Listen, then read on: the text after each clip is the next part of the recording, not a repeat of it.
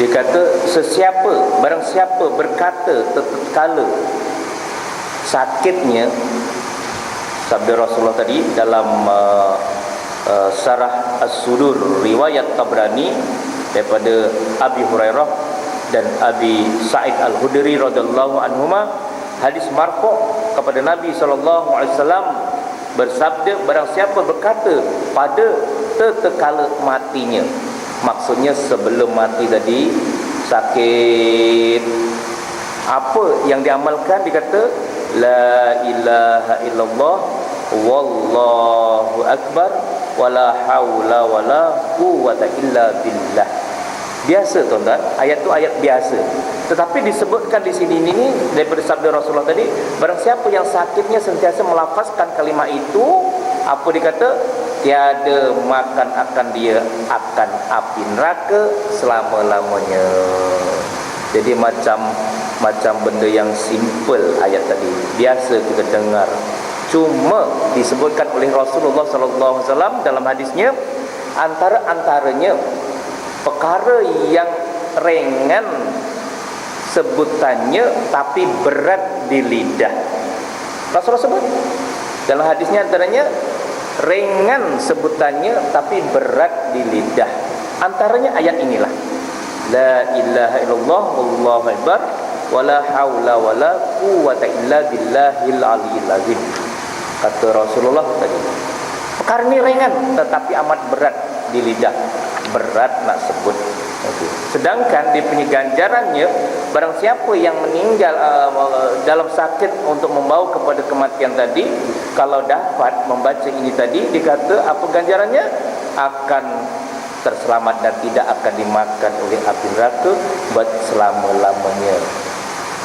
Serahlah kepada Allah SWT atas kemampuan kita, atas apa orang kata hidayah dan taufiknya, supaya kita sentiasa di dalam hidayahnya dan akhirnya kita mati dalam keadaan yang bagaimana kita kendaki. Dan satu riwayat Hakim daripada Sa'id ibni Abi Waqqas radhiyallahu anhu, bahwasanya Nabi sallallahu alaihi wasallam bersabda, adakah aku tunjukkan, maksudnya adakah kamu mahu, adakah aku tunjukkan kamu atas Ismullah Al-A'zam, doa Nabi Yunus yang sering juga kita sebut-sebut. Apa ganjarannya?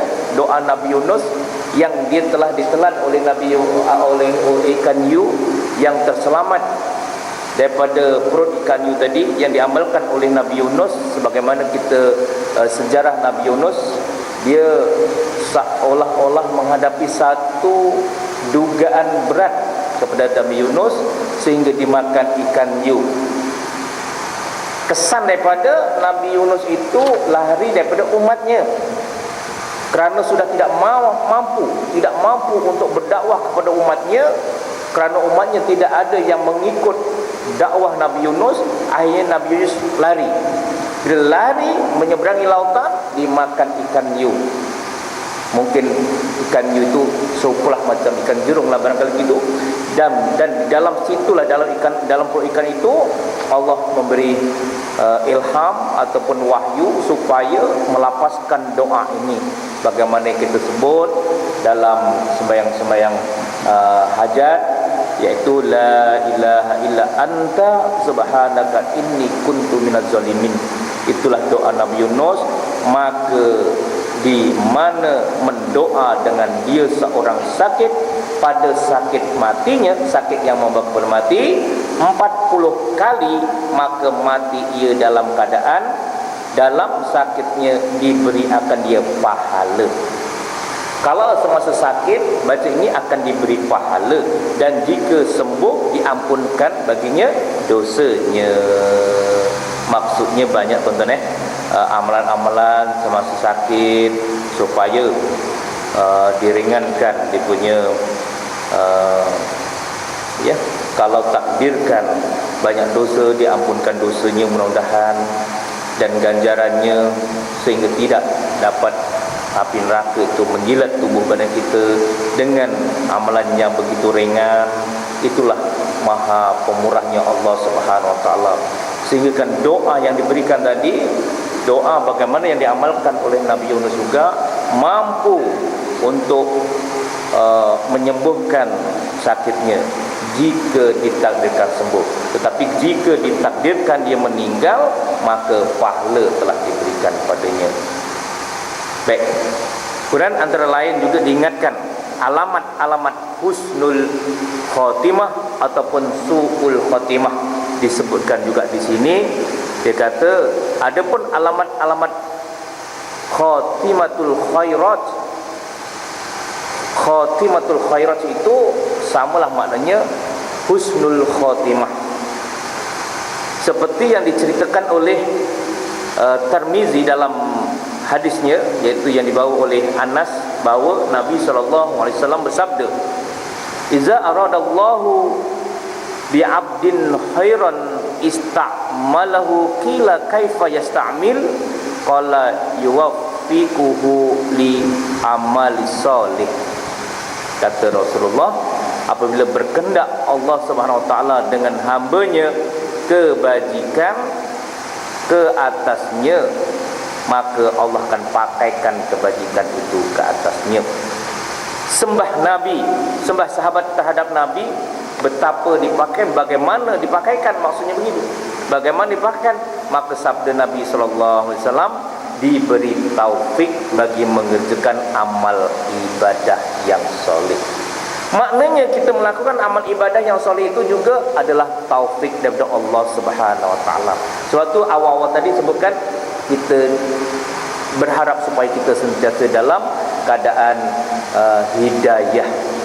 Hidayah itu petunjuk dan juga taufiknya, supaya kita sentiasa didorongkan untuk melakukan amal soleh.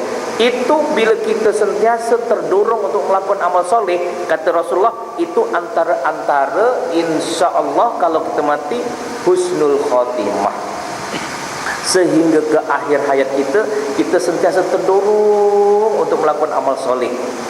Kata Rasulullah tadi, itulah namanya taufik, terdorong, mendorong, membimbing, dibimbing untuk melakukan amal soleh. Maka itu antara petanda insya-Allah jika kita mati, itulah husnul khotimah, kata Rasulullah sallallahu alaihi wasallam. Dan antara lain disebutkan oleh Umar bin Isa, sabda Nabi sallallahu alaihi wasallam, "Iza ahabballahu 'abdan asalahu qalu wa ma asalahu qal yuwaffiqu lahu amalan sholiha baina yaday ajali hatta yarda anhu jiranuhu." Antara maksudnya, apabila kasih Allah akan seorang hambanya, diasalkan dia. Apa itu asal? Maka sembah mereka itu. Dan apa arti asal? Maksudnya para sahabat tanya kepada Rasulullah, apa itu asalah? Aslah tadi. Maka sabdanya, dikuasakan baginya mengerjakan amal yang soleh. Maknanya kita melakukan amal soleh tadi diberi kemampuan, mampu kita diberi nak buat amal soleh dan mampu melakukannya. Itu juga antara petanda insyaAllah kalau itu berkekalan terus mudah-mudahan sehingga ke akhir hayat.